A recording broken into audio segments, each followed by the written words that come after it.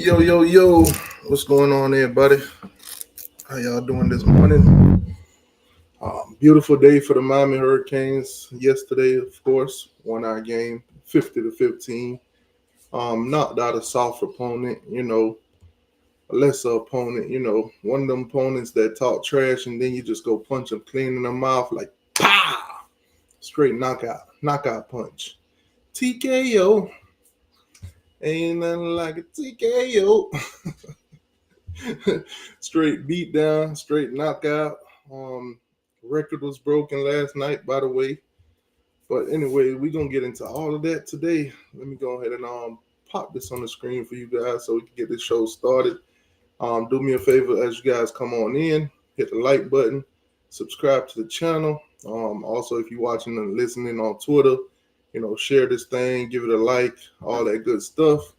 Get in the comment section so I can know who all in here. Do a quick roll call, shout outs, and all that good stuff. And with the daily 63-3, man, he just won't let Florida State live. Speaking of Florida State, we're gonna talk about them too. But the Miami Hurricanes, man, went up to South Florida. Well, should I say West Florida, Central West Florida, something like that. It definitely really ain't no South Florida. They're definitely in the Central. I don't know. I don't get the concept. Might as well change the name to the University of West Florida or the University of West Central Florida, something like that. But anyways, went up there, handle business, belt to ass, straight belt to ass, whooping, KO. Mm, mm, mm, mm. Great, 50 goddamn burger. Cam Ward, the usual, what we've been seeing for the past couple weeks now. Going up there, taking care of business.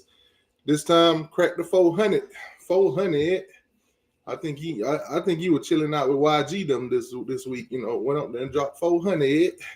Yeah, 404 yards off of 24 completions out of 34 attempts. 3 touchdowns and an interception. The interception, I don't blame it on him. Basically, you might as well said Jacoby George just lateral the ball to the defender. That's tough. But like I said, a lot happened, man. Jordan Lyle broke a record. He had a 91 yard run all the way to the house. Now, before that, I think Duke Johnson had it at 90. So he just broke that record. Boom, 91 yard from the line of scrimmage to the house. Miami dropped the 50 burger on him. Yep. So Jordan Lyle yesterday, 6 carries, 104 yards, and a touchdown. On the other hand, you got, USF, their quarterback got injured. That's tough. But he went 13 for 9. He went 19 for 30 while he was playing for 254 yards. The running back, he ran six carries for 31 yards. We basically shut down their run. It is what it is. Buddy, Kelly, whatever his name is, he only had like 31 yards rushing. Isaiah Horton, receiver of the day. 8 catches, 108 yards, and a touchdown. They couldn't stop my boy. They could not stop my boy. On the other hand, though, Atkins, their receiver, he had 11 catches for 125 yards. So sort of a good day for him. Pretty much was their main target. But Miami went up there, handled business, belt to ass. One of the greatest way of shutting up in-state rival, if you want to call them a rival. I think Miami's like now updated 6-1 against them. We only played them like 7 times, so not necessarily want to call this a rival. Hadn't played them since like 2013.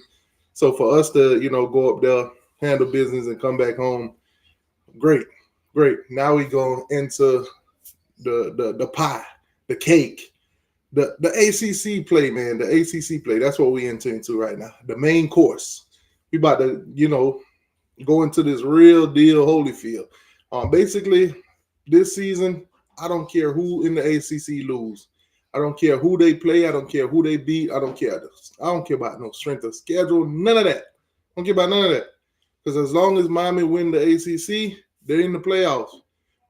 Our destiny is not dependent on nobody else's schedule, nobody else beating nobody. All we got to do is win, and that's it. Win the ACC, and you're in the tournament. In the tournament, plain and simple. So I don't care if Florida State is 0-12 when we play them. I don't care if every team on our schedule got a losing record. As long as Miami win the ACC, we in that thing. We dominating. Shout out to Nick Saban, by the way, yesterday. He said it very clear. Miami is the only dominant team right now in the ACC. And then he also threw a little shot at Florida State when it came to them playing Cal, basically saying that, man, Florida State lost every game that they was favored in, so he wouldn't be surprised if they lose to Cal, which, they finally got a win yesterday. Them boys is 1-3. Florida State fans, don't go celebrating. Don't go throwing a party. Don't go, burning your city down because you finally got a win. You still ain't above, 500. So you know how that goes.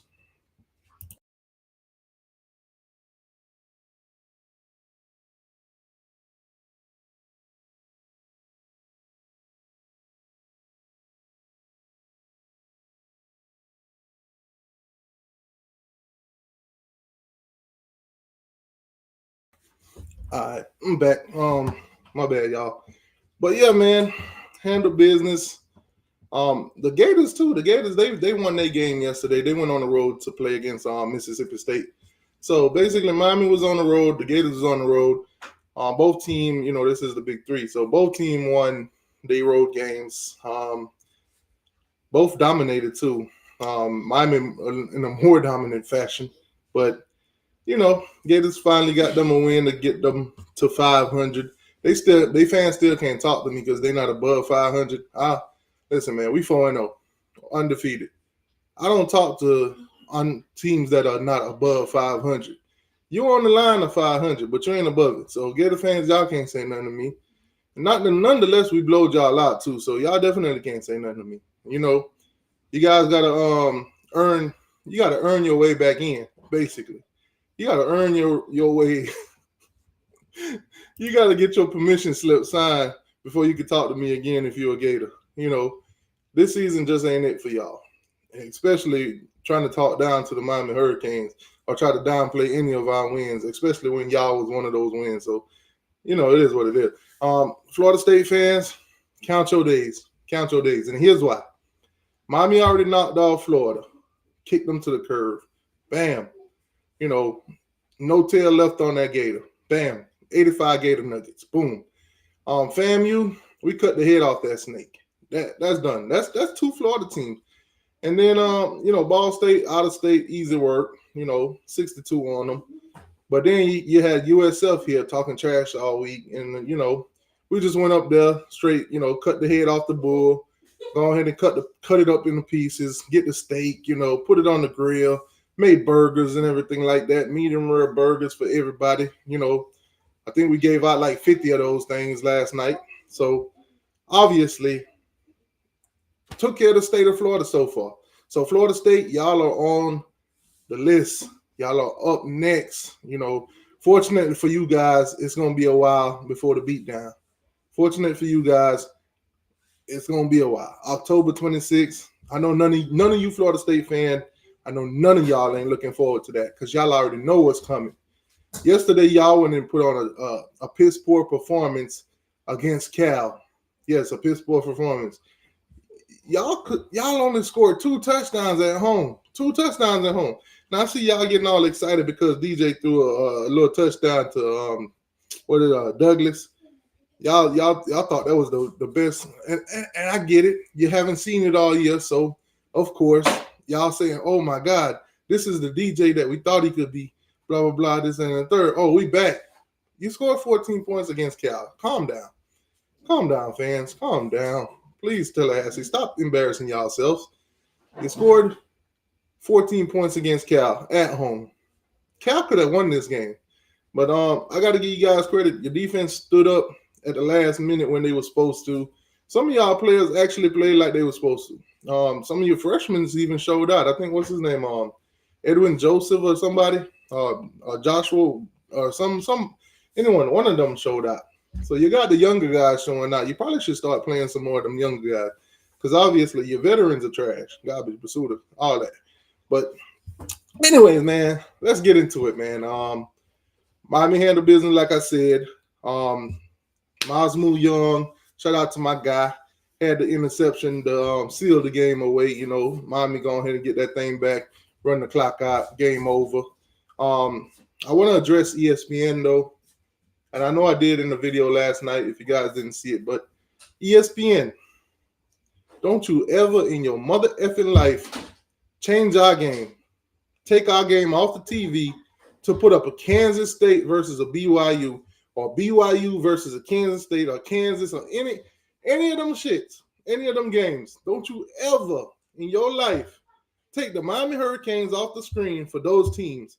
I don't care how far into the game y'all, I don't care how messed up y'all schedule is. I don't care none of that. You don't take the mighty Miami Hurricanes off the screen for those shit end teams. Nobody cares about them. All they care about is this you, because it's all about the you. Don't you ever in your life take the Hurricanes off TV ever again. I literally had to go through my Fire Stick and go to ESPN News to watch the rest of the game. Thank God, I got access to that. But don't you ever in your life do that.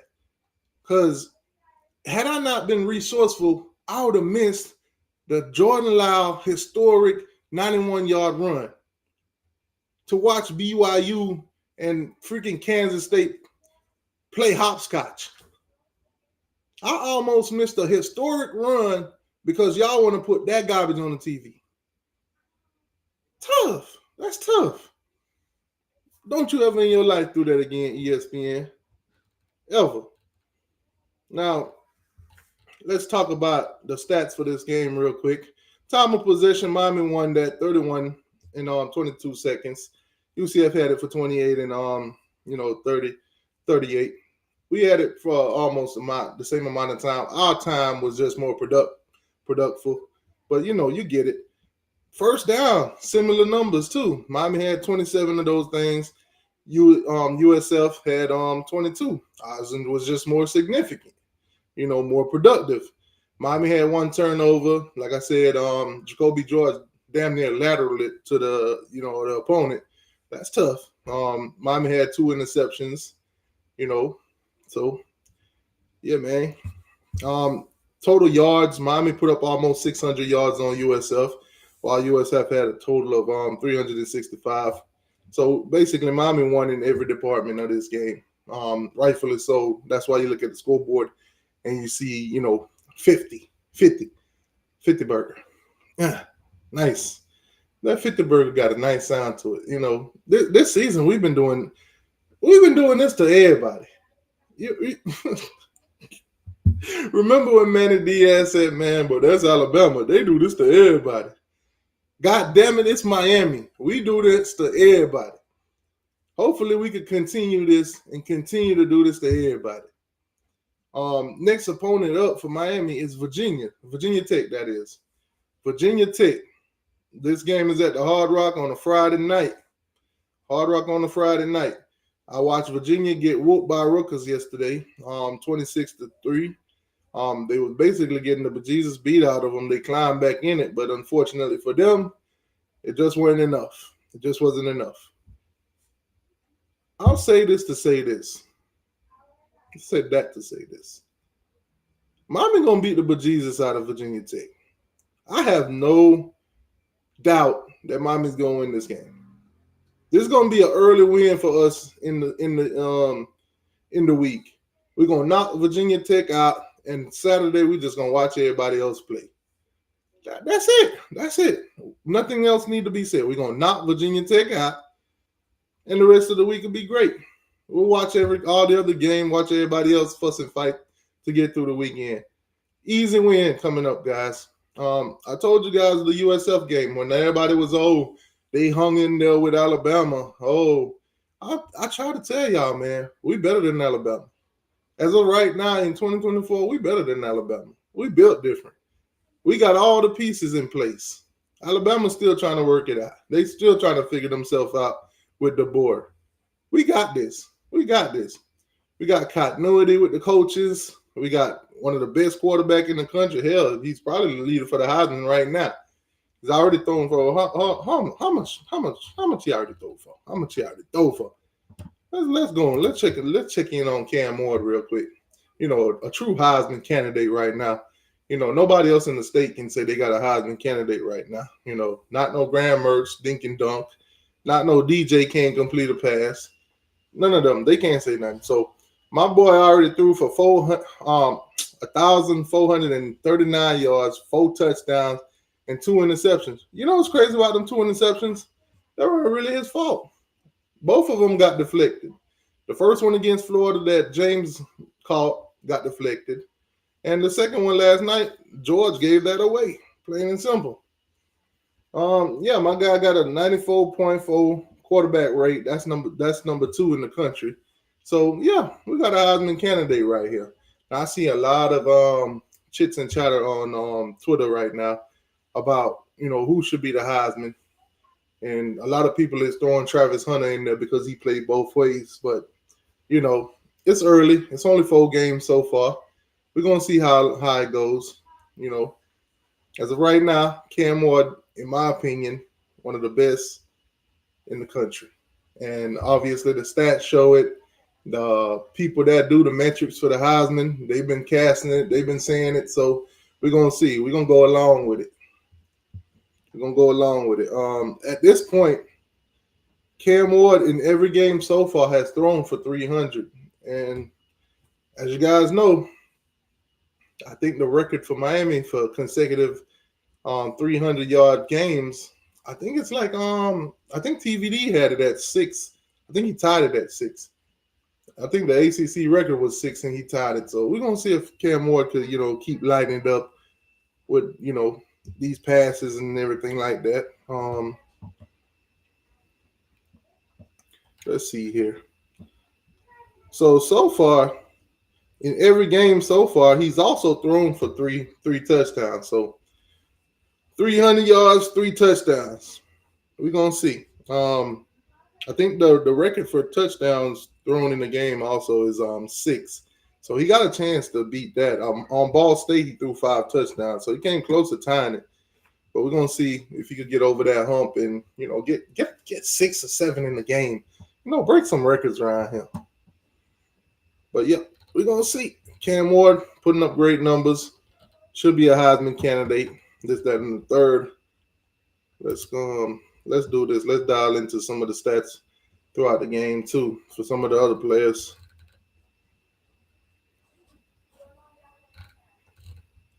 Let me see if they got the box up. I might have to do the box myself. All right, cool. So obviously, Jordan Love with the six carries for 104 led all the running backs. Cam Ward also ran, 5 times for 43 yards. Then you have Damian Martinez. Damian Martinez had 3 touchdowns yesterday, 3 rushing touchdowns. I'm surprised Mark Fletcher didn't get more carries than he did, but nonetheless, he had 3 carries for 2 yards.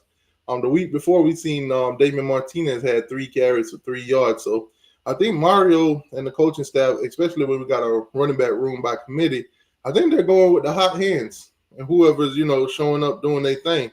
Like A.J. Allen had 3 carries for 9 yards.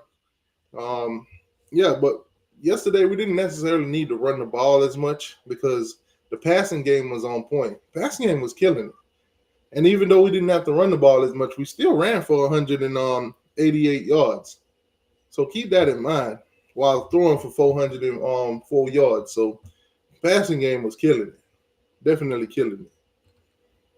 Receivers wise, we already talked about Horton with his 8 catches and 108 yards and a touchdown. Restrepo, 6 catches, 99 yards, and a touchdown. Restrepo just needed 1 more yard to crack that 100. But hey, be like that. Sam Brown with 2 catches for 75 yards and a touchdown. So 3 receivers caught touchdowns yesterday.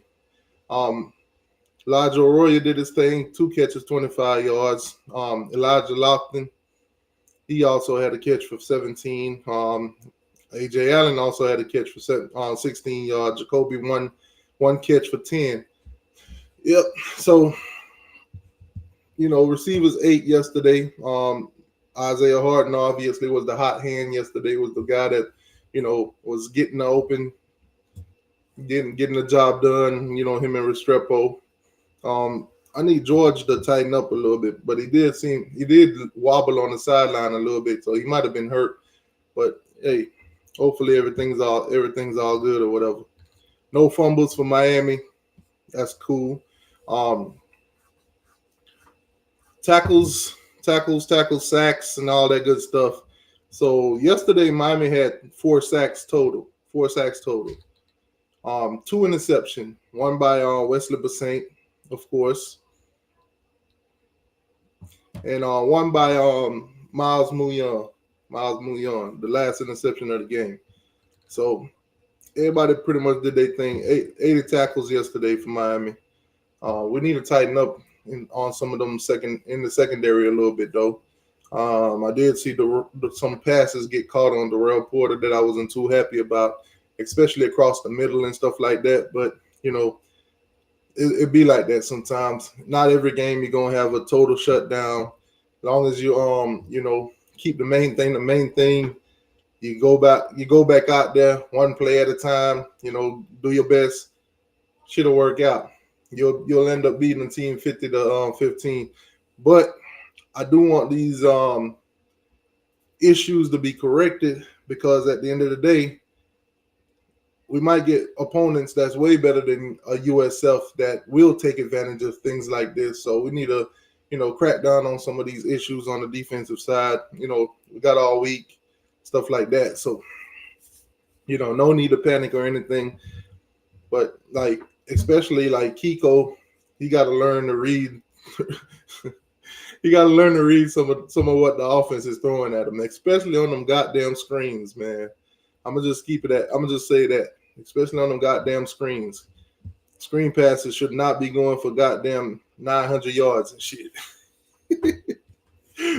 But nonetheless, great game, great win. We're gonna move on, and it is what it is. Now, obviously, this is the big three, so we're gonna go check the stats on the Florida State and the Florida Gator game. We're going to check the stats on those, and then we're going to talk about the rest of college football, and we're going to preview the games that's upcoming next week. Obviously, I think sometime today, if not already, the rankings probably will be updated. So we're going to check that. We're going to check the rankings, see if they updated it yet. I do think Miami should move up in the AP poll. Probably jump over Missouri, who had a terrible day yesterday against Vanderbilt. Struggled against them, won in overtime by 3 points. So I definitely think Miami should definitely, jump them. But obviously, we're gonna wait until it updates. It still hasn't updated yet, so we'll see. But I do think Miami should be the number 7 in the country. Should switch places with Missouri. Yeah, so this has not been updated. As you guys can see, it still says Miami's 3-0 right now, and all these other teams are still 3-0 and everything like that. So once they update that, I do believe that we should be, the number 7 team in the country. Tennessee handled business. Ole Miss handled business. Alabama didn't play. Ohio State blew out Marshall. Georgia didn't play yesterday, and Texas blew out their opponent. So the only shift I should see is basically Miami and Missouri. And if they want to shift Tennessee and Ole Miss, or put Tennessee even above Alabama and all of them, because Alabama, struggled with USF until the fourth quarter or whatever. If they want to switch those up, that's cool or whatever. But I think Miami should go up at least one. At least just one. Unless they feel like, the start that we have is so dominant and all that they want to put us up even more, then hey, I'm cool with that too. But at least one. All right, so let's get back to these games, because the games definitely got played. The offseason is done with. We 4 games into this thing, man. 4 games into this thing. Felt like we were waiting forever, but now we're 4 games in. 4 games in. 4 games in, and we found out that it's great to be a Miami Hurricane. Sucks to be the other guys. But you know what? Let's start with the Florida State Seminoles. Let me go ahead and pull their stats. Obviously, couldn't really pay attention to that game too much because I was too busy watching my Hurricanes dominate the USF, Bulls or whatever you want to call them. But nonetheless, let's talk about DJU. DJU. Last night, DJU threw for 177 yards, 1 touchdown, and an interception. I'm going to say this, even though I hate to say this. If DJU continue to play the way that he plays now at Florida State, it's going to be tough for me to see him getting drafted. I mean, anywhere. Drafted anywhere. At this point, it's going to be tough for me to see him getting drafted. If these are the numbers that's continue to get put up, that's tough, Florida State. That's tough. This guy was actually a one-time a 5-star. Came in with Bryce Young and CJ Stride. And look at him now. That's tough, man. Toafili yesterday had 17 carries for 80 yards and a touchdown. They finally utilizing this guy. But it took, I think, Rodale Williams going down for them to finally start utilizing Toafili. Toafili probably the best running back they have in that stable. I don't know why they're not playing him like that, though. I think he need to get more snaps. If I'm Florida State, I'm playing him a lot more. But, hey, it be like that. Douglas, of course, had that 1 touchdown to win the game, the last touchdown. 4 catches, 86 yards, and a touchdown. I think that was probably DJ's best pass of the year so far, from what I've seen. Maybe you Seminoles got a better catch or a better pass from DJ, but that's probably was the best one. He put it right in there. The defender couldn't do nothing about it. It is what it is. Nice catch by him. Florida State handled business, like I said. Their first touchdown was a 2-yard run by Toafili. So Toafili had a touchdown, and Ja'Kai Douglas had a touchdown in the fourth quarter to seal the game, basically. This game, Cal scored 3 field goals. So Florida State held them to no touchdowns. That's the first for them. Everybody else just goes up and dope and score whenever they feel like it or manage the game how they feel like it. But they finally found a team that, came across the country, probably had jet lag. Since we're going to use the jet lag, excuse. Cal probably had jet lag, so that's why they lost. But nonetheless, in all total, if you look at the stats for the game, Cal should have won that game. They just didn't capitalize on the opportunities that they had in the red zone. Cal should have won that game. Total yards, 410 yards to Florida State's 284. They both had a turnover.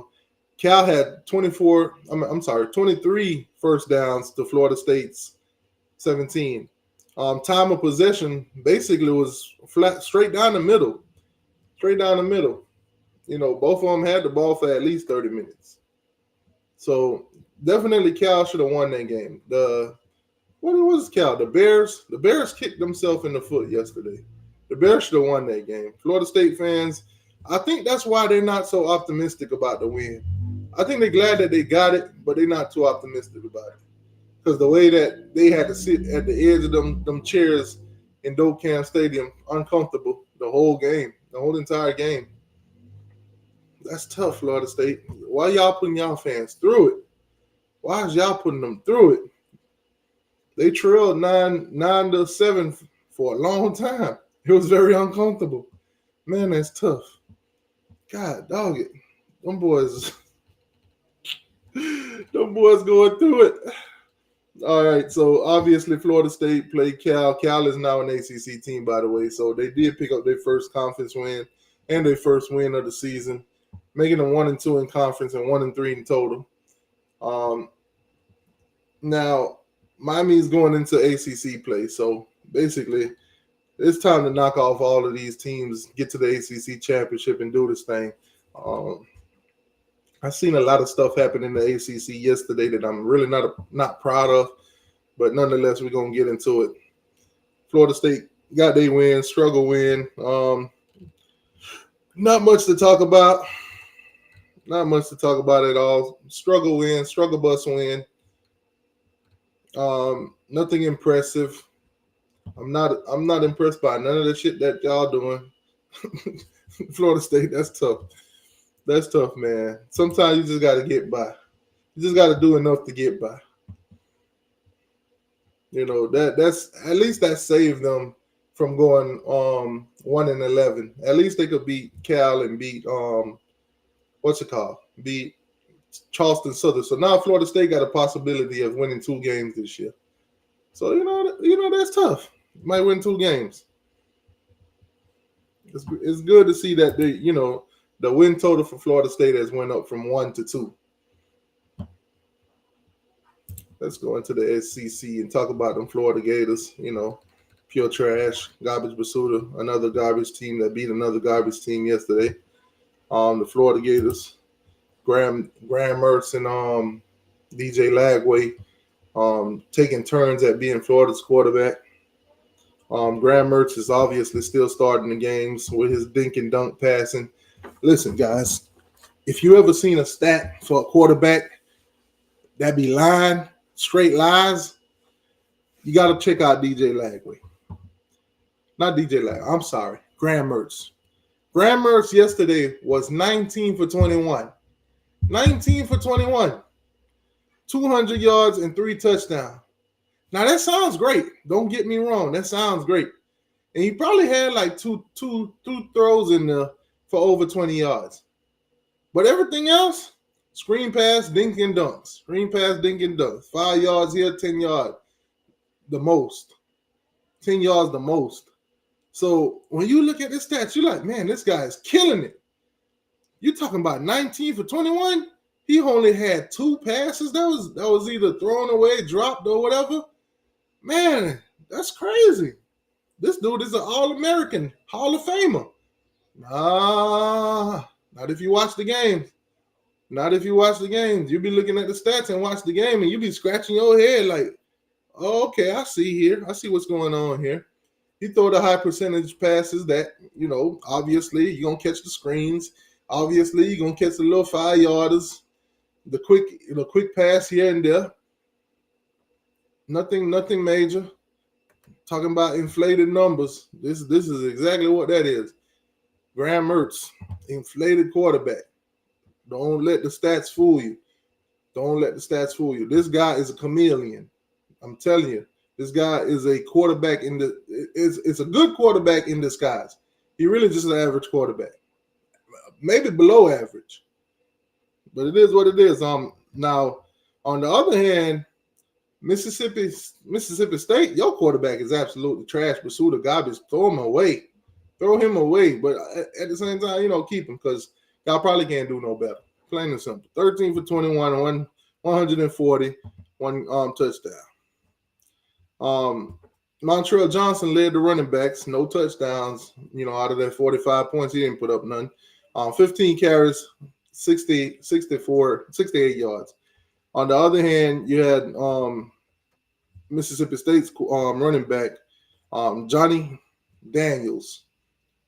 Dude had 14 carries for 77 yards and a touchdown. So, better percentage, better everything than, Mr. Montreal Johnson. You know what I think funny? In the beginning of the season, before the season started, Florida Gator fans lied to me.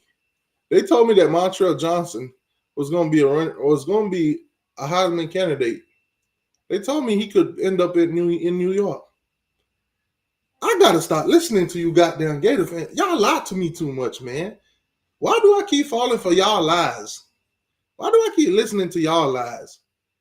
Y'all keep telling me stuff, and I keep listening to y'all fan base, and I know y'all lying, and I know y'all delusional. But for some reason, I've been believing y'all. That's tough. Marquise Bart, he had 4 catches for 45 yards and a touchdown. That was Florida's best receiver on the day. So, chunk, little, they spread the ball yesterday. All the receivers got a little piece of something. But, nothing major. Nobody had like a huge day, basically. They spread the thing around. Mississippi State, their guy, Mario, he had 3 receptions for 62 yards. He led their receivers. So tough day for Mississippi State, man. At one point, they was in the game, they was going back and forth, and then Florida just dipped on them, jumped up to like 28-7. Now Mississippi State crawled back into that thing, and then Florida just took off on them again. It was like at the end of the day, it was Florida's day. It was Billy's day. Mississippi State is just that bad, plain and simple, plain and simple. Both teams went into this game one and two, so Florida came out on top. Unfortunately for Mississippi State, they continue to be the bottom feeder of the SEC that they are, and probably won't change no time soon. That's tough. Let's talk about yards. So yardage wise, almost evenly matched. Florida put up 503 yards yesterday, while Mississippi State put up 480 on them. So 20 short of 500 for them. They both had a turnover. And first downs, Mississippi State actually won that battle. 31 first downs to 28. Like I said, the game slipped away from Mississippi State. They had opportunities here and there. This game could have went either way, but Florida just capitalized on every given opportunity they could when they got it. And it is what it is. Mississippi State offense, stalled out pretty early. I was watching the game live streaming, doing a watch party, and then the offense just stalled out. So I just like, they stalled out. I'm just gonna shut it down.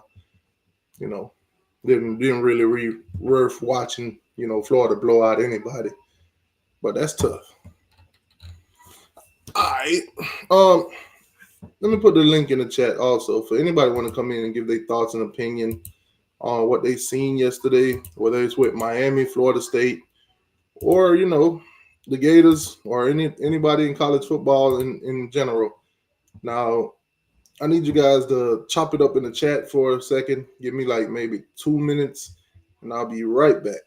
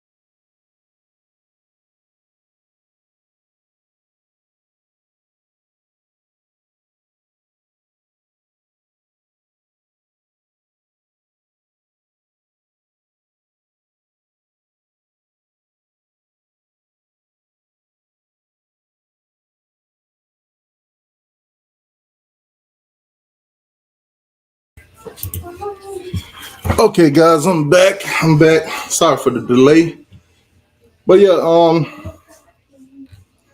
let's get into the games that got played yesterday.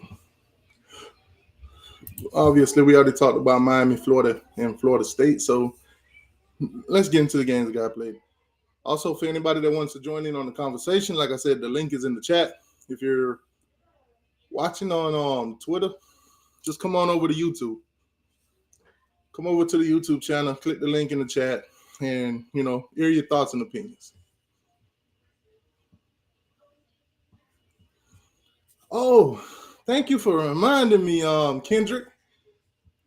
Whenever Golden come up in here, since he did bet me yesterday that bet me $50 that USF was gonna beat us. Thanks for the easy 50, Golden. So Golden, if you're watching, if you're listening, look down at the bottom of the screen. You see my Cash App. Just go ahead and send me that little 50. Go ahead and send me that little $50. Go ahead and send it. Don't go into hiding now. It's only a little $50. All right, so college football. Let's get in. You know what? We always start with the top 25. That's the teams that's worthy of actually being talked about at the moment. So we'll get into the rest of the conference later. Or should we? Yeah. We're gonna do it. We're gonna do it as usual. So Illinois versus Nebraska. Good game. Went back and forth with each other a little bit. Went into overtime, and obviously, Illinois came out victorious. Illinois got the ball back and got the ball first in overtime. And then, 2 plays later, they end zone touchdown, and then came out on defense and totally dominated, basically knocked the brakes off Raiola in the last overtime or whatever. Nebraska couldn't get nothing done in overtime. All they did was went backwards. So congratulations to Illinois. They 4-0. Illinois is 4-0. Don't know what that really means, but they 4-0 nonetheless. Nebraska's not too bad, 3-1. It'd be like that sometime. Obviously, we already talked about Miami versus South Florida. If you guys are just tuning in and that's pretty much what you came here for, you could just go back to the beginning of the live stream and watch it from there. But Texas versus UNL Monroe. Texas handled business 51-3. Nothing to see there. Texas, I think, like I said, will stay at the number 1 team in the country. I don't see how you move after a dominate, win like that. Marshall versus Ohio State. Ohio State totally dominated Marshall in this game. Beat the bejesus out of them. The spread was like 39.5. I accidentally put Ohio State covering the 39.5 on the parlay. I don't know how I'd end up doing it, but when I realized what I did, it was too late. So the whole game, I was actually hoping Ohio State blow the brakes off Marshall. Fortunately, they didn't get to where I needed them to get to, but it is what it is. Ole Miss, they handle business. Jeremiah Smith, by the way, put up great numbers. That Ohio State offense, them receivers, man, it goes to show you what great recruiting do at that position, especially at that position. But God dog it. Man, that's tough. Ole Miss, they handle business. Didn't really play too much of an opponent in Georgia Southern, but they handle business. Dart did a thing or two yesterday, threw for 4 touchdowns. 22 out of 31, 4 touchdowns. Good performance for him against a lesser opponent. You play lesser opponent, you blow them out, and you go home. Can't ask for nothing more than that. Tennessee handled business yesterday. They beat Oklahoma by 10. The spread was Tennessee by 6.5. So obviously they covered, did a thing or two. That game pretty much was predetermined by the end of the third quarter. Mostly, all of Oklahoma points came in the fourth when it was a little bit too late. So, garbage time kind of deal. So good win for Tennessee. They looking like they might be one of those top-notch team in SEC this year. They sitting at 4-0. So, we're gonna see. Gonna see how that works. Missouri obviously struggled yesterday. Vanderbilt gave them a run for their money. They literally fought it out into overtime. Into overtime, where Missouri came up with the win. Unfortunate for Vanderbilt. Vanderbilt was a field goal away from going into another overtime, or actually winning that thing. So Missouri gonna drop today, guys. Definitely gonna drop. Penn State handled business just how they supposed to, 56-0 against a lesser opponent. Kent State now is officially 0-4. So that kind of tell you the kind of opponent they just dropped 56 on, 56-0. Great game, back and forth bouting yesterday between Michigan and USC. Obviously, in the end, Michigan came out with a win. Now, obviously, this game could have went either way if you watched it from beginning to the end. Michigan got that late touchdown to basically seal it off, but this one could have went either way. So, USC, I guess, welcome to the Big Ten. I guess you could say jet lag. Coming all the way from California to Michigan to play a football game. And this is going to be an ongoing thing for them, going back and forth throughout the West and the North, or whatever you want to call it. Utah handled business, 22-19 against Oklahoma State. Good game, good back and forth. Utah jumped out pretty quick, and Oklahoma State basically tried to make a run in the fourth quarter, but unfortunately they came up short. Utah took care of business. BYU 4-0, dominated Kansas State. Knockout punch, 38-9. Kansas State couldn't score a touchdown. That's the kind of game. That's the kind of shit that pissed me off about this game, because they literally took our game off and put this crap on. Nobody wants to watch BYU dominate Kansas State. Kansas State, y'all got exposed, man. Frauds. BYU, hey, that's tough. SEC versus Big 12. I'm sorry, UCLA is in the Big 10. LSU handled business. 34-17. 17-point win against UCLA. That's what pretty much everybody thought was going to happen. UCLA was basically struggling before, so, LSU just put an axe in them. The quarterback went 32 for 44, 352 yards, and 3 touchdowns. That's Nasmeyer. So, good win for LSU. Dominated all across the boards on them. Notre Dame also with a win over Miami of Ohio, 28-3. Notre Dame handled business. Notre Dame improved to 3-1. Their solo loss was to Northern Illinois, who took the L yesterday, by the way. That's tough. Georgia Tech, ACC matchup against Louisville, the number 19 team in the country. Obviously, these are two opponents that Miami will play back and forth for a while. And obviously, Louisville just outpowered and out-schemed Georgia Tech. This game was very, very much evenly matched. But nonetheless, LSU took care of business. I'm say LSU. Louisville took care of business. They now improved to 3-0. They're probably going to move up in the rankings. Some of the teams that did lose and had some piss poor performance yesterday. So Louisville will definitely take a jump in the rankings today. If it might not be a lot, but they'll move up a couple space.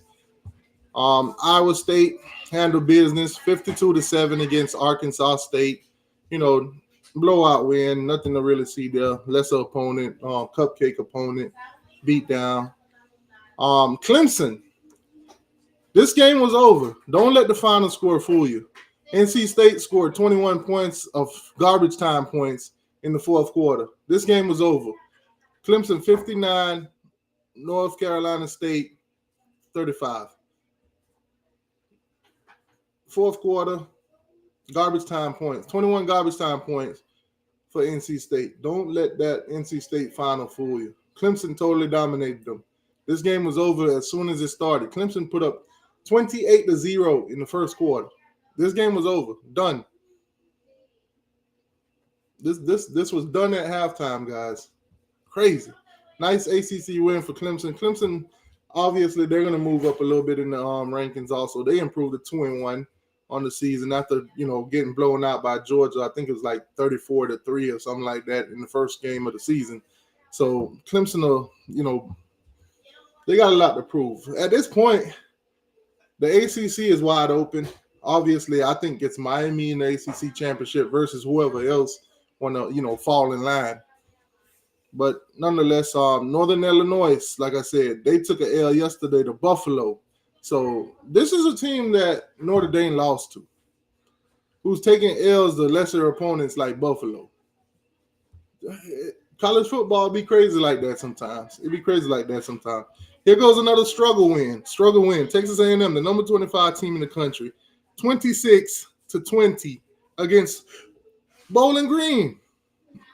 26-20 against Bowling Green. What is going on in Texas? What is going on? Come on, Texas. What is going on here?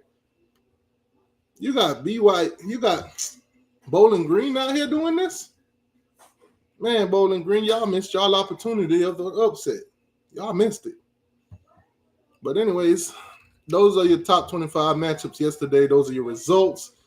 Let's get into the games that's coming up. Actually, let's double check on the rankings. Let's see if they actually updated. I think I've seen people were putting Miami's at number 7 in the chat, so maybe they updated it. If not, we'll get back to it. Still hasn't updated yet. So, all right, let's get back to where we was at. Still haven't updated it. So let's go into week 5, baby. Week 5 for the top 25 opponents. Obviously, some of these opponents will change because, the rankings will change and some of these guys may drop out of the top 25. Some might enter and we'll have new matchups or whatever. But nonetheless, we're working with what we're working with right now until they update it. So you got Virginia Tech versus Miami on a Friday night, ESPN 7:30. This is a primetime game on a Friday night, guys. So ESPN, tune in.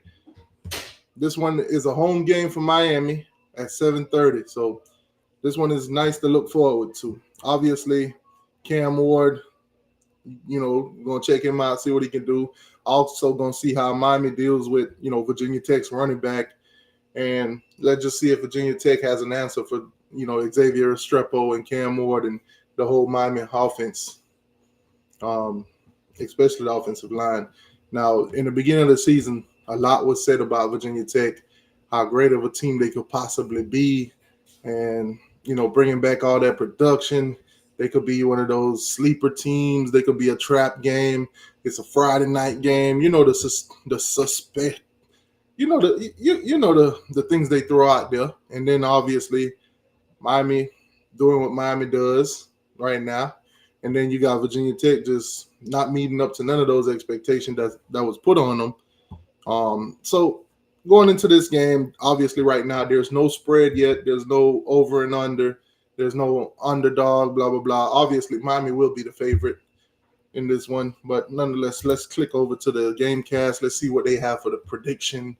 They're actually giving Virginia Tech a 10% chance of winning this game.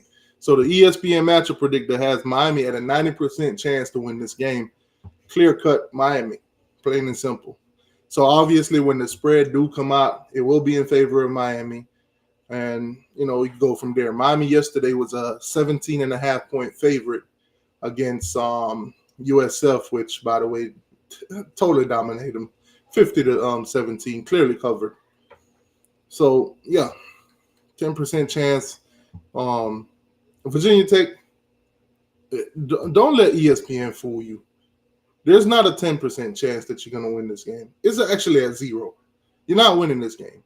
Miami's going to beat you. We're going to beat you just like we beat the other 4 teams. We're going to dominate this thing. We're going to get this nice little win at home. You're going to ride back to Virginia, and that's going to be it. That's going to be it. Nothing else, nothing more, nothing less. Blow out, Miami a lot, you none, or little to none. Plain and simple. Their quarterback, Drones, who everybody was so hyped about going into the season, he's shitting the bed so far. Throwing for 765 yards, 4 touchdowns, and 3 interceptions. Man, that's tough. They was labeling this guy as a Heisman candidate early. Boy, was that wrong. He actually hung out with Cam Ward and Shador Sanders during the offseason. Obviously, Cam Ward showed up to practice late, but he learned and he gained he gained from the practice, while other guys showed up on time. And that's tough. That's tough. That's tough, man. But yeah, Miami, 4 straight wins, all of them blowouts. You know, tough for Virginia Tech. So far this season, they lost to Vanderbilt. Then they beat Marshall, they beat Old Dominion, and then they lost to Rutgers yesterday. So that's their 4 games. So now, just like Miami, Virginia Tech will enter ACC play. So both teams will take on each other in their first ACC matchup of the year. Great for Miami, tough for Virginia Tech. It is what it is. We're gonna handle business, and that's gonna be it. That's gonna be it. Obviously, I don't know if Virginia Tech fans have it in them to talk trash after losing to Rutgers, but we're gonna see. Obviously, I didn't see a USF fans talking trash the way they did until last week. So I'm gonna see if Virginia Tech got the fat mouth just like USF fans had the fat mouth, which they're all on Twitter backtracking right now. They're all on Twitter all with the hush mouth, and they're all on there, looking at each other like, where did we go wrong? But yeah, Miami should take care of business against Virginia Tech. That should be a no-brainer. Knock them out the park and get it over with on a Friday night, and then we enjoy the rest of college football for the weekend. Texas versus Mississippi State. Easy win for Texas. If the Gators could blow them out, anybody could blow them out. Plain and simple. Easy win for Texas. If Texas struggle against Mississippi State, my jaw will drop. Plain and simple. Plain and simple. Ohio State, Michigan State. I'm going to take Ohio State for the win. Just saw Michigan State get beat by Boston College. So, still kind of crazy a little bit. But, Ohio State definitely a more talented team and a lot more down the line than Michigan State. So, I'm going to take Ohio State for the win. Oregon versus UCLA. I'm going to take Oregon for the win also. We're going to see how that works out, though. Oregon obviously, beat the brakes off Oregon State the last time we saw Oregon play, but before that, they also struggled. So we're going to see if they continue to be in dominant form, or they're going to, resort back to the first couple weeks that we saw them. So nonetheless, I'm still going to take Oregon for the win on that one. Wisconsin versus USC. I'll take USC for the win. USC will bounce back. This game is being played in California. Tyler Van Dyke is injured. Hurt his knee against Alabama last week. Not quite sure his status. Even if he was playing for Wisconsin, I still would take USC for the win. I think USC is more, physical, more dominant, more well-polished, more along the line than, Wisconsin. So I'll take USC for that win. Should be a good matchup. Kansas State versus Oklahoma State. Obviously, Kansas State, after getting blown out by BYU, will not be ranked in the top. Will not be the number 13 team in the country, obviously. And Oklahoma State definitely will not be the 14th team in the country because they lost also. So, we'll see how that goes. But that one is one of those games that I would more than likely stay away from. If I'm a betting man, obviously, I'll probably stay away from that one. All right, so we got a super chat here for $2 from Ant. Ant is an FSU fan. I can't believe it. FSU really pulled off the upset. Listen, Ant, that was not an upset, my boy. Y'all was favored in that game. Y'all was a 2.5-point favorite, which, Ant, you right. Because most of the time when a team is at home, they at least give them 3 points. you at least a 3-point favorite, and y'all was a 2.5. So yeah, you're right. Y'all did pull off the upset. Technically, you're right. Y'all did pull off the upset. Appreciate you for the $2 donation, boss. Man, it's gonna be a tough season for you guys though. What's FSU's next opponent? Isn't it SMU? We got. Oh, we'll look into it this week. Obviously, when we look at the matchup for this week, we'll look into the ACC. We'll see who you guys play. We'll determine whether or not you're winning or losing this week. If it is SMU though, I did see SMU put on a great performance against who that was. Who that was they beat? TCU. Obviously, when we get through the top 25, we're gonna go back through the ACC, the SEC, and the Big 10 and the Big 12, the games that got played yesterday that we didn't mention. Thanks for reminding me with the FSU comment, because obviously SMU played yesterday, and all the other the ACC teams played yesterday that we didn't talk about, the ones that was not ranked. So we'll get back to those. Oklahoma versus Auburn. Take Oklahoma for the win. Auburn is a roller coaster right now. Just pure up and down. You never know what you get with them. At the same time, they're at home. Won't be surprised if they actually could pull an upset on Oklahoma. But I think Oklahoma will bounce back this week against Auburn. Don't really believe in Auburn that much. There was a 2.5-point favorite yesterday against Arkansas, and obviously you see that turned out they took the L. Minnesota versus Michigan. That's another one. I'm gonna take Michigan for the win. I think Minnesota lost yesterday to Iowa. I'm gonna take Michigan for the win. Michigan, obviously, they're gonna move up in the rankings. Also beat USC yesterday, so they're gonna be making a little run for themselves in the Big Ten, knocking off the lower opponent until you get to like maybe the Ohio States and the Penn States of the world and those kind of teams, and then there'll be some tough matchups along the way. But I'll take them to beat Minnesota probably any day of the week.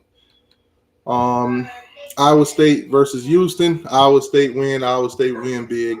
Houston is a total dumpster fire. They obviously, showing that they're not really Power 5, Power 4 material or whatever.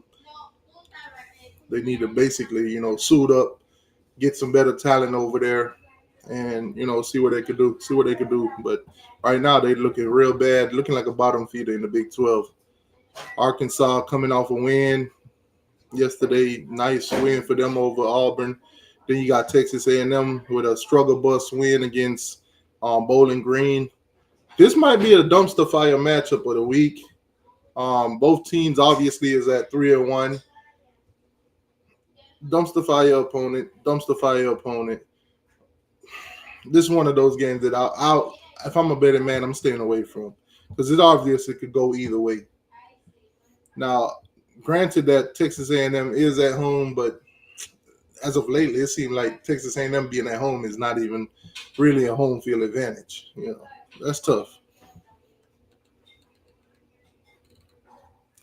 Kentucky, Ole Miss. Take Ole Miss for the win.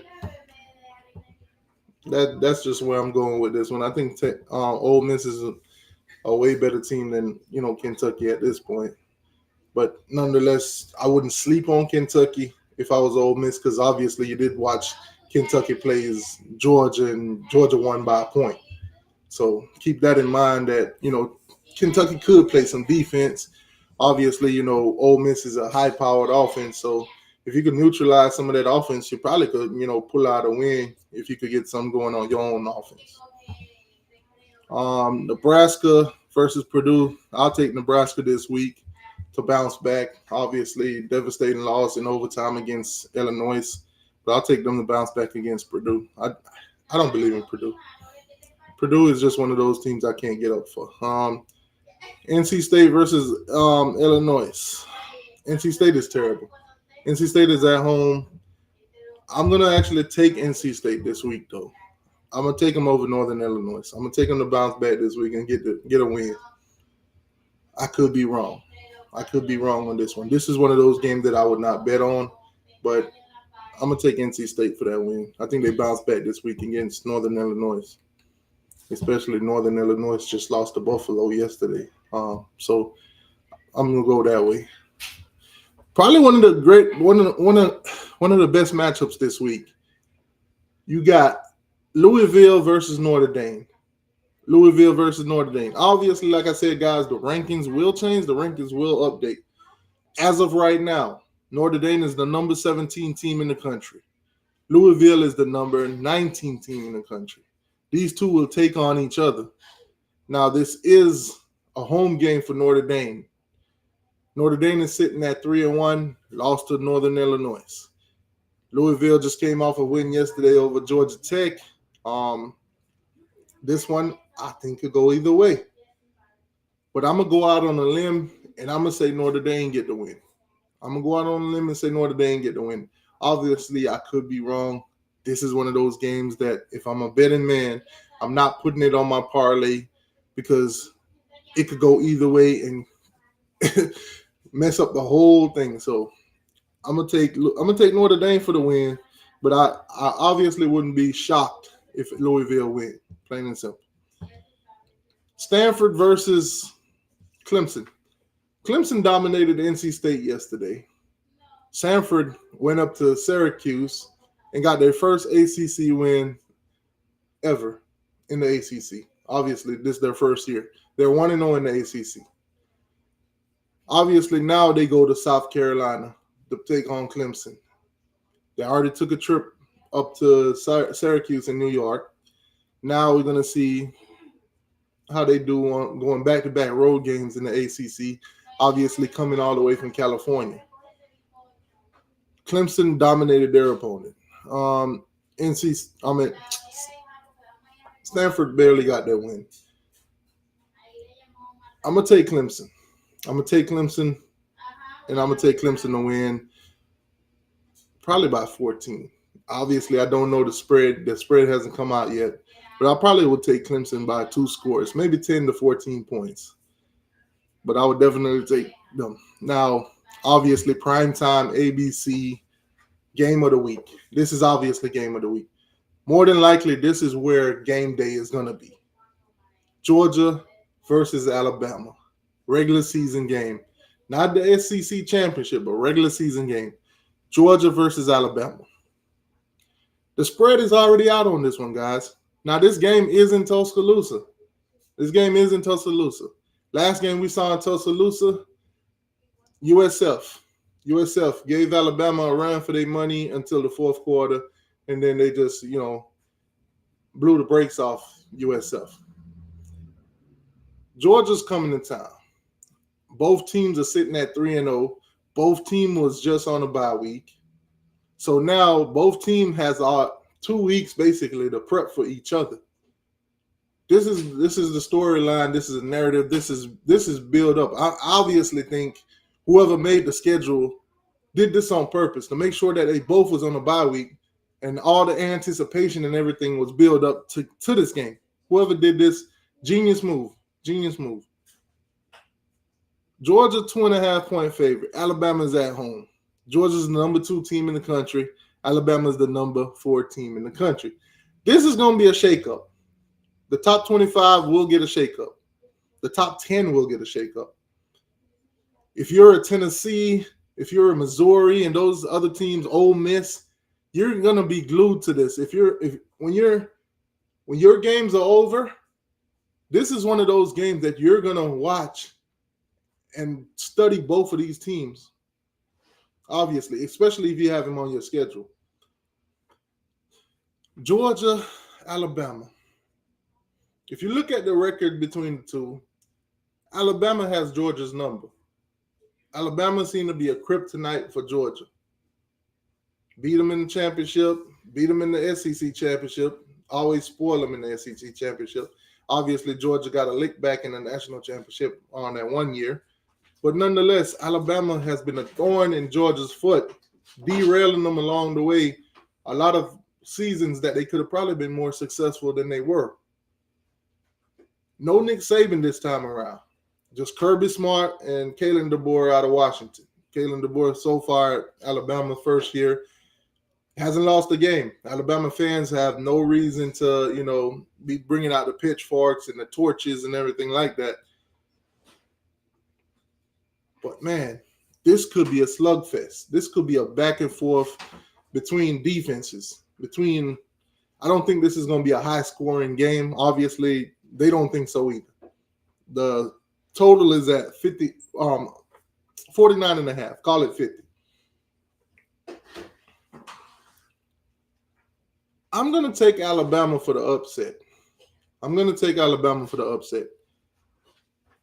Whether it's Kalen DeBoer, whether it's Nick Saban, I'm gonna take Alabama. I'm gonna take Alabama for the win. Obviously, I think going into this game, Nick Saban obviously is still on staff at Alabama, not in the coaching role or whatever. I think he's like an advisor or something. I think he's gonna give DeBoer all the info and all the the access information to beat in Georgia. DeBoer is a smart man. Obviously, won a lot of games at Washington. I'm gonna take Alabama. In the beginning of the year, I took Alabama, and I'm gonna stick to it.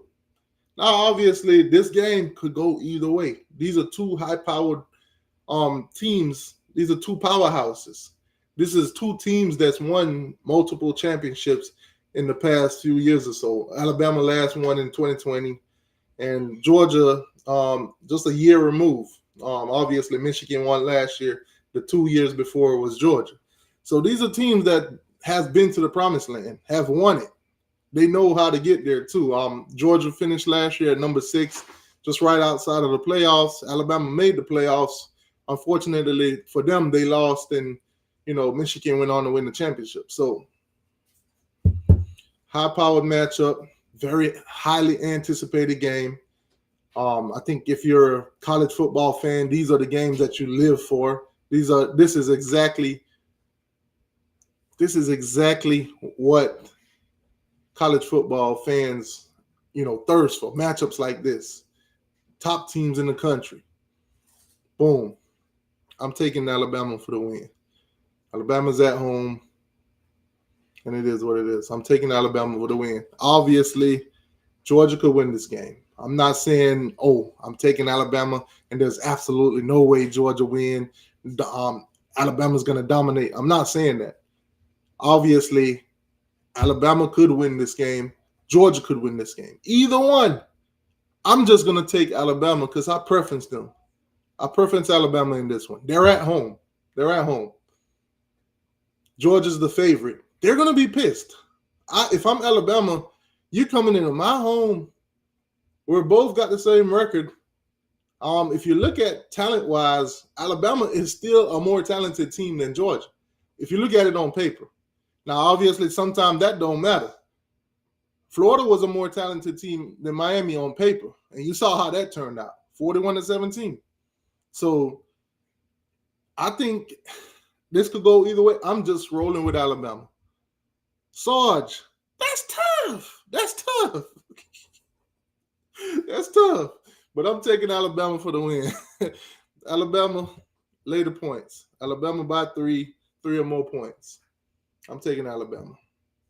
Alabama for the upset.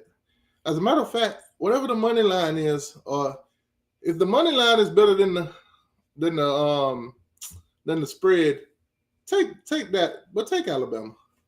Now, obviously, I'm not giving you guys advice on betting. Do as you will.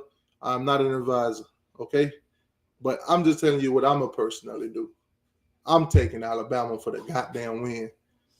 Roll Tide. Let's keep it moving. Another good matchup, Illinois. They won't be the 24th team in the country. They'll definitely move up. Beat Nebraska, a ranked team, on Friday. So when the rankings come out, they'll move up. Penn State, they'll take on number 10 team in the country. Interesting matchup. One of those games that I think Penn State will win. I'm not quite sure what the spread's going to be, but I'm going to take Penn State for the win. B-Bean, what's good with you? Miss Helen, what's good with you? My boy Lenoir's in the building. What's good with you? All right, let's keep it moving. South Alabama versus LSU. LSU for the win. LSU win big. South Alabama been doing their thing on their level, but they're not SEC level. They're not Power 4 level. They'll lose their game, plain and simple. Utah, Arizona. Utah to win. Utah to win big, plain and simple. All right, so let's talk about the matchups that happened yesterday. From each conference, the teams that was not ranked, obviously, but some good matchups did happen in the ACC, the SEC, Big 10, and Big 12. We're only going to talk about the Power 4 teams. If your team is not a Power 4 team and they fall along the list, then that's good for you. But if you're not a Power 4 team, sorry. Obviously, we're not going to talk about the games that we have previously already talked about either, like NC State and Northern Illinois. We already talked about that one coming up. So, I'm sorry, this is week 5. Let's go into week 4.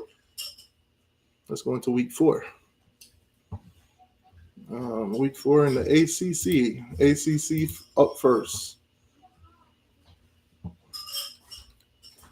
So we already talked about those.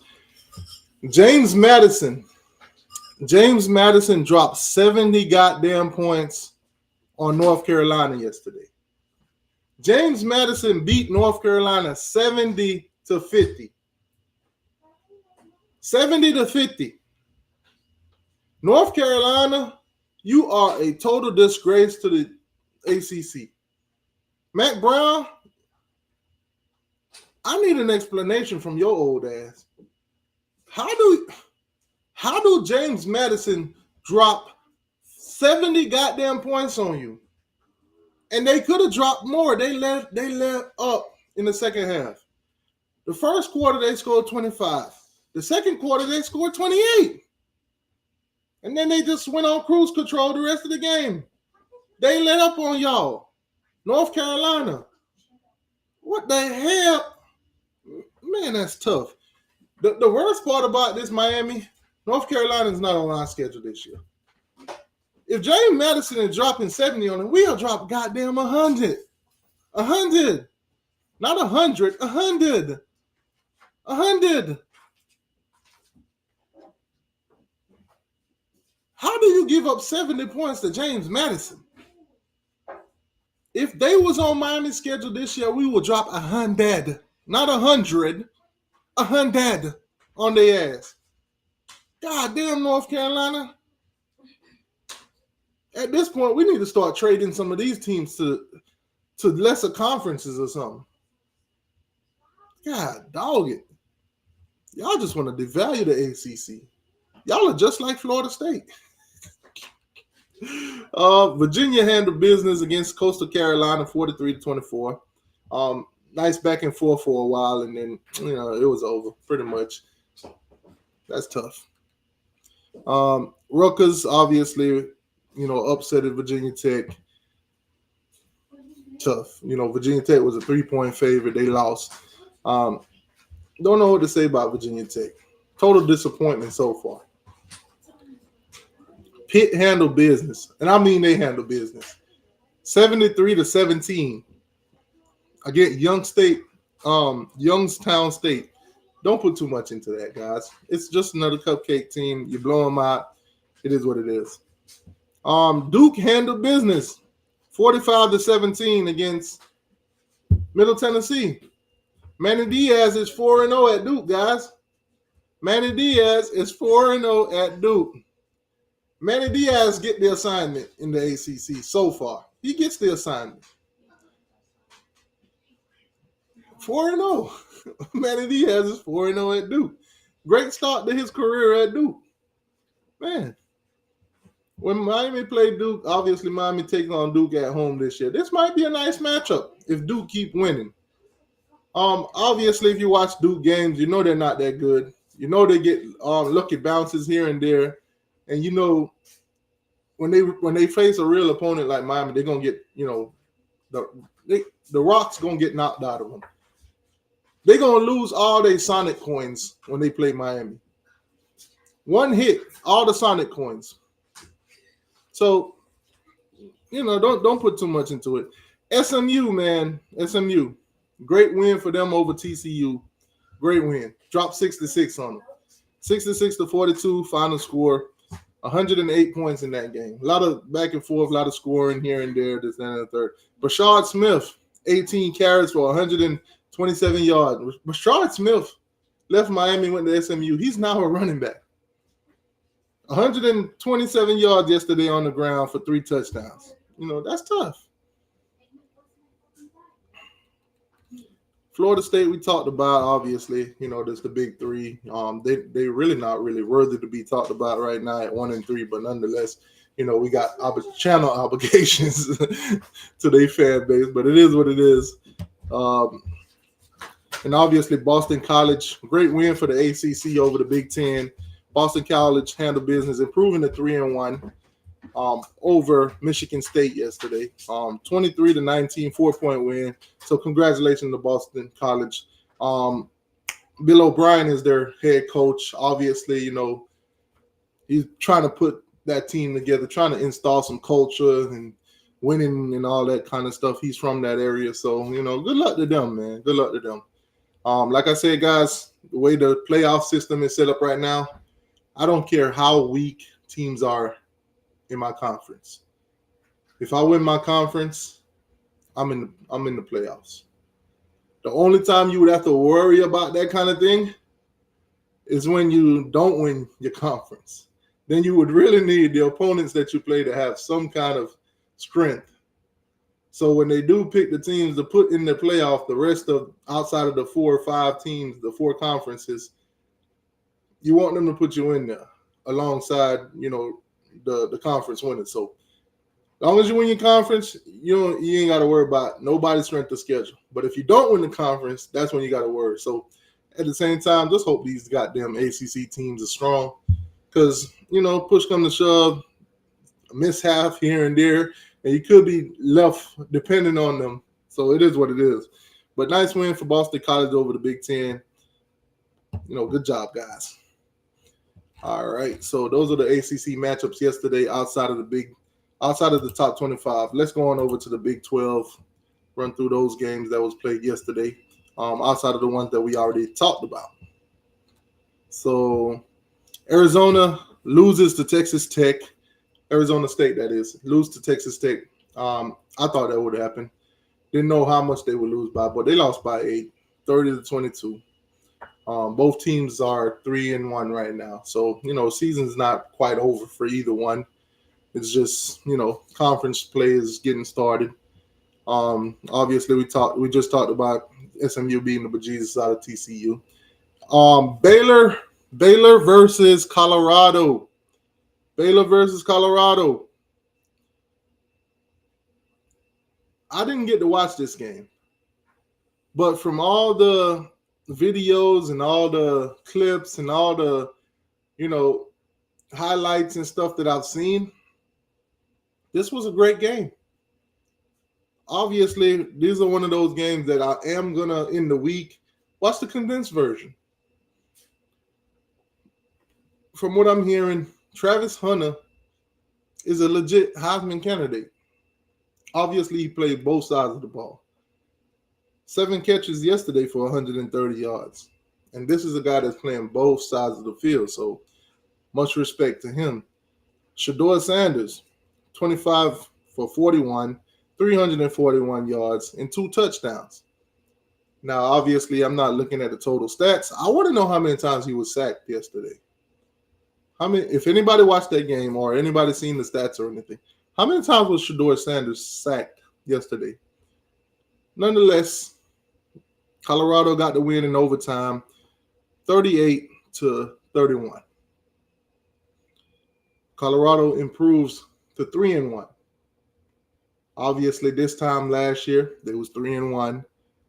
They end up winning 1 game to end the season at 4-8. So obviously, Dion came through transfer portal. Some guys came in, some guys left. They think they got a better team this year. The offensive line is still kind of terrible. But They could probably win six or more games. I don't have a limit on them quite as yet, but nonetheless, this was a game that looked to be exciting that I'm gonna go back and watch. Chris, what's going on with you? Yo, what up, bro? So this is definitely a game that I'm gonna go back and watch. I'm gonna check, see what happened.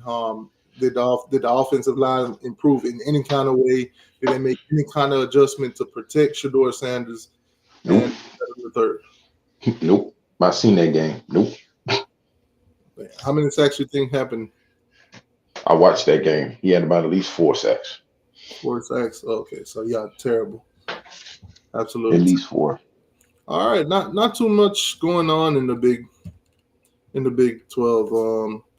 Oh yeah, we didn't talk about Kansas versus West Virginia, which I was watching some of that game yesterday. Obviously, I had picked West Virginia for the win, and they won. Talking about freaking cardiac fashion. Was a last minute thing for West Virginia, but they won. They got it done. They got it done. 32-28. Good Big 12 win for them. They improved now to 2-2. You know, Yeah. Houston totally got dominated yesterday. That's why I tell you guys, any team that I pick against, anytime I see Houston, I'm gonna just pick against them.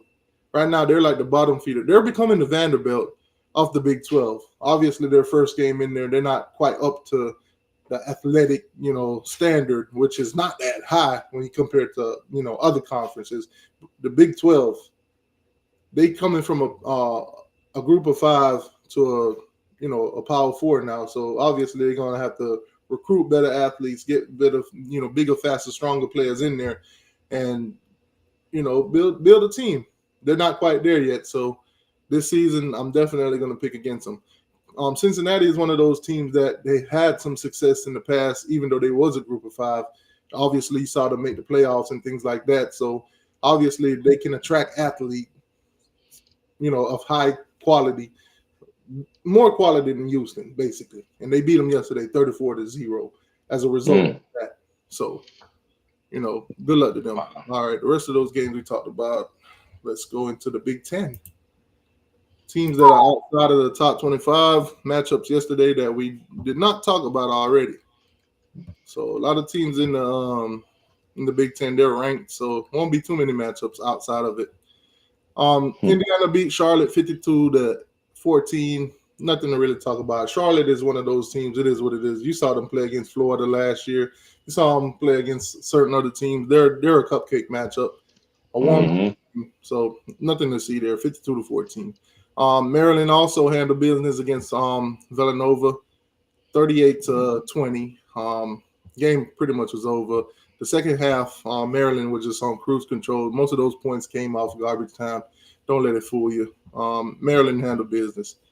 Northwestern versus Washington, since we already talked about Virginia Tech and Rutgers. Washington 24-5. Washington bounced back after last week, losing to Washington State in that, in-state rivalry game. They bounced back this week, beating Northwestern, getting their first Big Ten win, first ever. So good luck to Washington the rest of the way. Beat the brakes off Northwestern. Manny Diaz beat Northwestern at Duke, so that kind of gives you an idea of what you're getting when you play at Northwestern. Iowa handled business against Minnesota, 31-14. Knock them out the park. And we already talked about those. Purdue lost 21-38 to Oregon State. So yeah. Hey, Tito, can I ask you a question, man? yeah. Did you see that game between North Carolina and James Madison? I don't know if you talked about that yet or anything like that, but did you see that garbage? Yeah, we talked about it a little bit briefly. Bro, 7-50. Game a was pretty much hundred over. and twenty, yeah, Game was pretty much 120 points. over in the first half. Pretty much, pretty First quarter, much, shit. right. North The Carolina game's, off the wagon, basically. yeah, they That rivalry. And congrats to Florida State for them getting their first win. They actually pulled that joint off, boy. They actually pulled it off. Yeah. Oh, Yeah. Ohio loses to Kentucky. Kentucky 41-6. Um, Bounce back game for them. Group of five team beat them.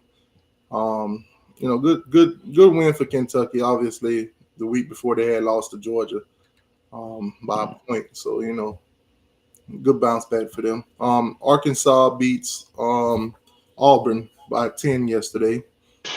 Um, God, they dominated Auburn. They dominated. That score doesn't show no justice. They dominated Auburn. Dominated. man, that's tough. And South Carolina improves to 3-1. 50-7 is what they beat Akron. So Mm, that's pretty much your matchups for yesterday in the mm, Power Four teams. mm. Okay, so let's go into Week 5, and since we're already in the SEC, we'll start there. Actually, I got it. Never mind. We'll start in the ACC then. So ACC matchup for this week. You got Northern Illinois and North Carolina State. I already told you guys I'm taking North Carolina State for a bounce back week. Um, a lot of people are going to be high on Northern Illinois for beating Notre Dame, but I also seen them lost to Buffalo yesterday. So Right. I think that Say that that. win that they got was one of those high horse wins, and then they got back down to reality. When you play a tough opponent, and then the next week it's like a lesser opponent, and you sleep on them, and then you got smacked in the mouth. I think Hmm. that smacking in the mouth is going to come another week. North Carolina, I'll take them.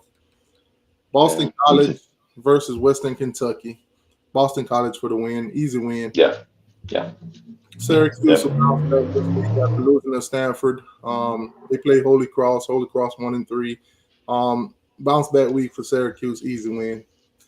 Notre Mm, Dame versus Louisville. I think it's going to be probably one of the week game of the week kind of deal.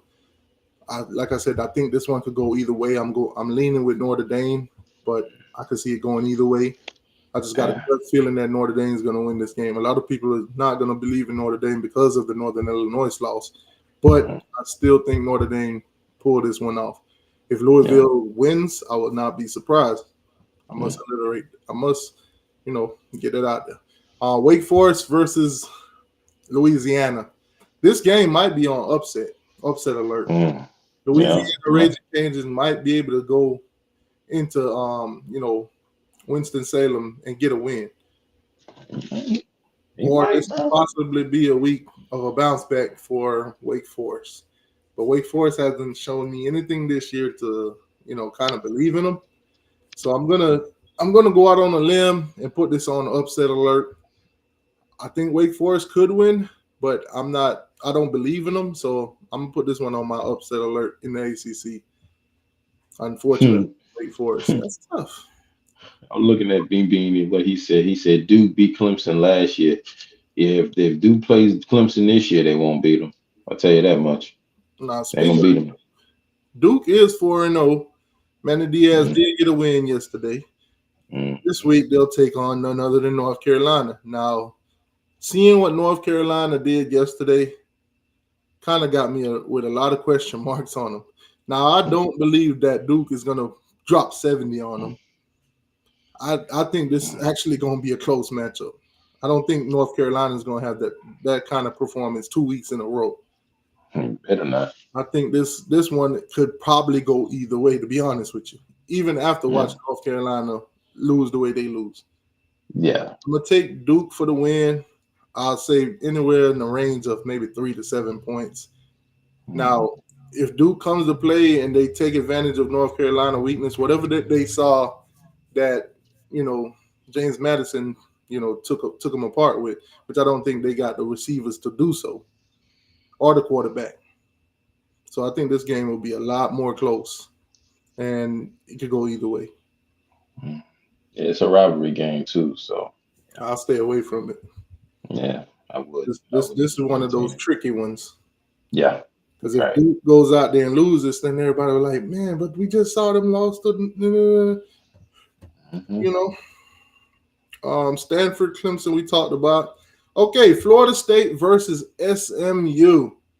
Whoo! Florida State versus SMU. Dallas, Texas. This game is in Dallas, Texas. So let's game cast this one. Obviously, this is week 3.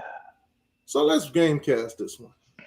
It's a lot of bad blood on there, though, T2Y. Let's not forget. Florida State fans. The ESPN matchup predictor is taking SMU 71.4%. They're saying you guys have 28.6% chance of winning this game. Rightfully so, because y'all are trash, but so the garbage.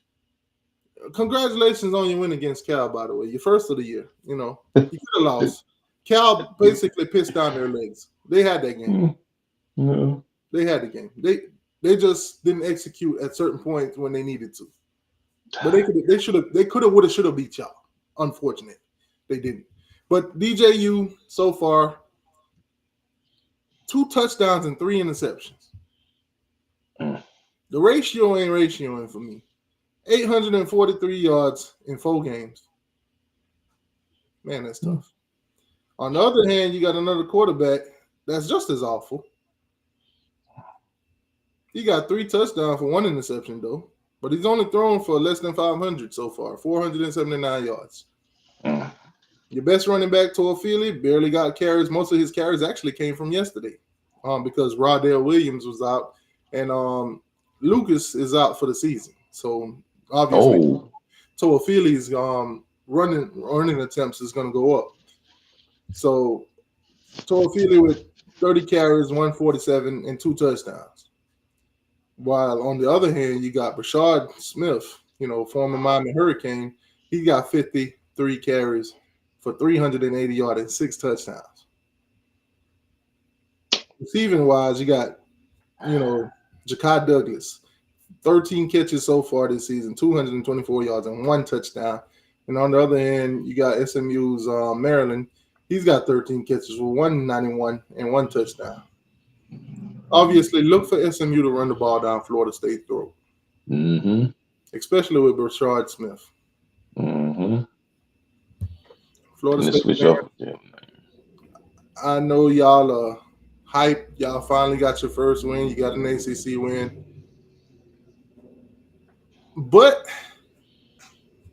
I'm going to take SMU for the win. I'm not going to go against the odds makers. I'm going to take SMU for the win. And I'm going to actually take SMU by 17 points. I'm going to take SMU by 17 points. Now, obviously, I am not giving any of you guys advice on betting. Anything I say and you do, that's on your own will. Do not take my advice on betting. I am not a financial advisor or anything like that. But I'm taking SMU by 17. I think they'll beat you by 3 scores. Plain and simple. Some of your offensive linemen are hurt. Hell, your quarterback ain't hurt, but he played like he hurt. So at this point, it is what it is. I can't take Florida State serious in any way, shape, or fashion. So it is what it is. I'm taking SMU for the win. I'm taking them by 17. You ain't right, but you ain't right.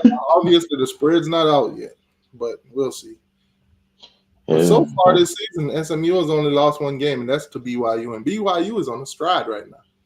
And they barely lost that game. They lost it by 3.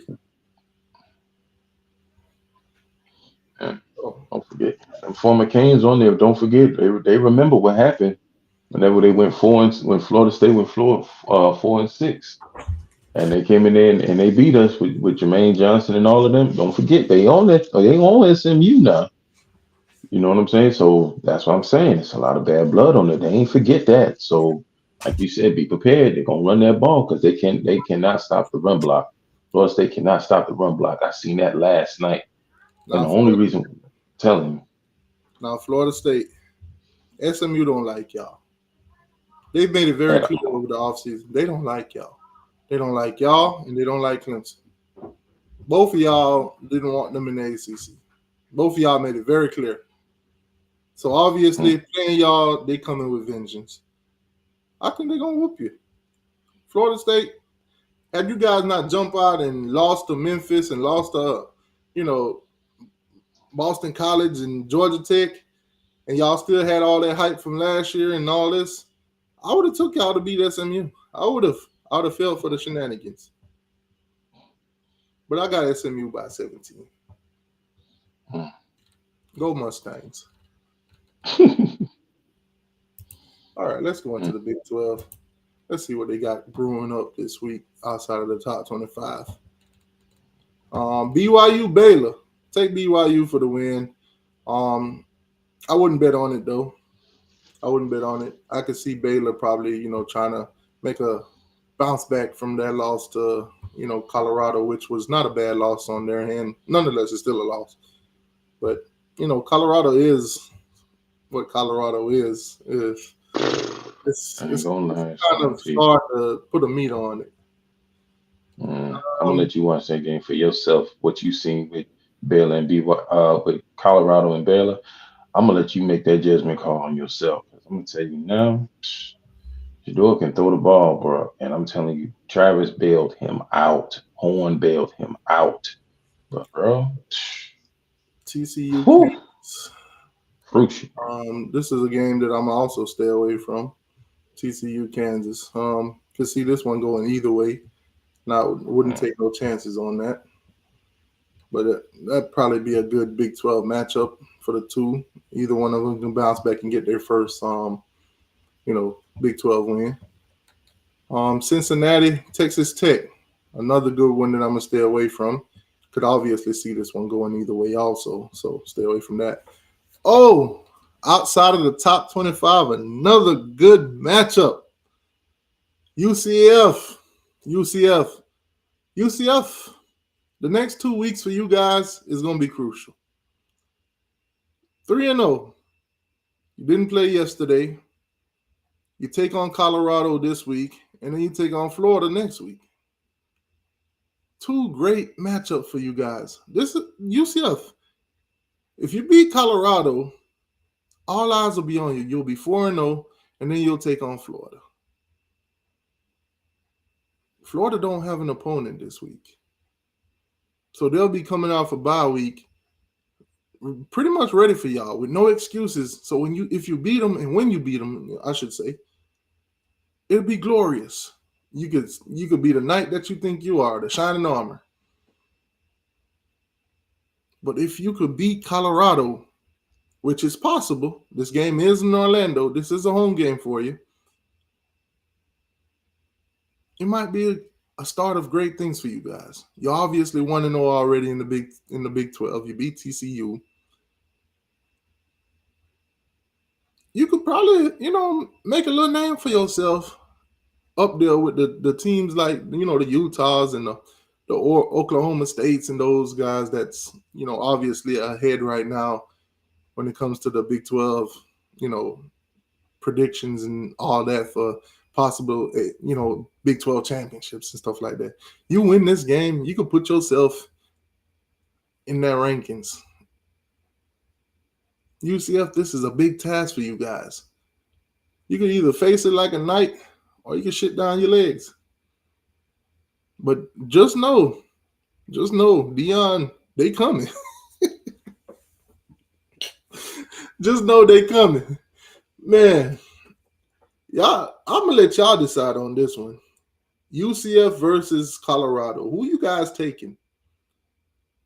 Who you taking, Chris?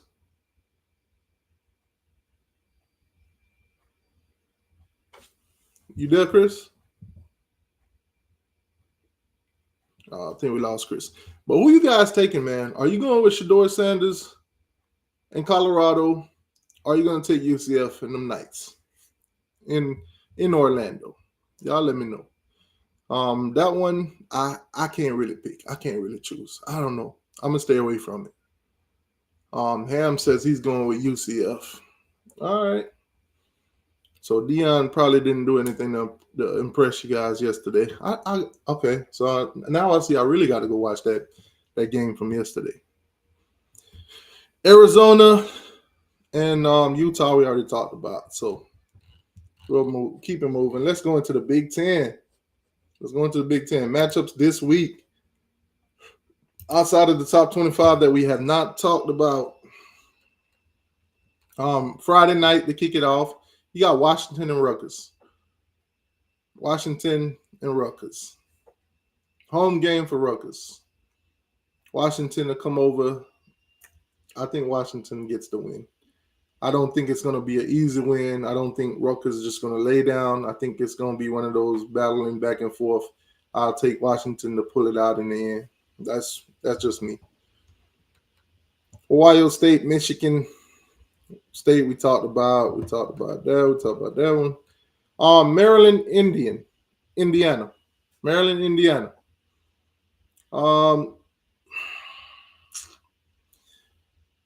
I think this one could go either way too. I'm gonna stay away from it. And we already talked about Illinois and Penn State. So Maryland and Indiana is the only one that we haven't talked about outside of the top 25. And I think that one could go either way. Obviously, I want to see where the odd makers lean with this one. So maybe they got some, inside information that we don't know about. Obviously, Indiana is at home, so we kind of determine if they get the 3-point, home field advantage, and if they add a little bit more to it, then we'll kind of see where they're leaning towards in, the matchups. But I'll stay away from that one right now. And last but not least, the SEC. Oh, Pac-12 could be adding some more teams by 26, 27. So obviously the Pac-12 right now is down to 2 teams. It's Washington State and Oregon State. They're looking to add more teams, Fresno State, Memphis, I think USF is in the mix, and other teams, San Diego State. So the Pac-12 could be trying to rebuild. So we'll see how that goes. SEC matchups that we have not talked about. Pretty much every SEC matchup this week we talked about because all of them's ranked. All the matchups for the SEC this week is ranked. That's tough. Well, appreciate you guys for tuning in. Hitting the like button, subscribe to the channel. Basically going through all the matchups for week 4 and all the previews for week 5. We do this show every Sunday, so make sure you guys like, share, and subscribe to the channel. Even if you're, Miami Hurricane fan, Florida Gator, Florida State Seminole, or just a college football fan in general. Hit like, subscribe, and all that good stuff. Appreciate y'all for tuning in. And if you're watching on Twitter, share, follow, all that good stuff.